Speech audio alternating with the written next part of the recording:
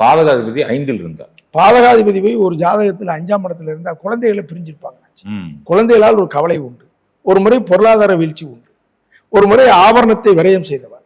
ஆனா இவருக்கு புகழையும் அந்தஸ்தையும் கொடுத்தே தீரும். ஒரு முறை டீப்ரமோட் உண்டு, கௌரவ பங்கம் உண்டு. அதே நேரத்துல பயங்கரமான வளர்ச்சியும் உண்டு. குழந்தைகள் பிரிஞ்சிருக்கும். குழந்தை ஒரு பக்கம் இவர் ஒரு பக்கம் பிரிஞ்சிருக்கக்கூடிய வாய்ப்புகளை தந்துடும்.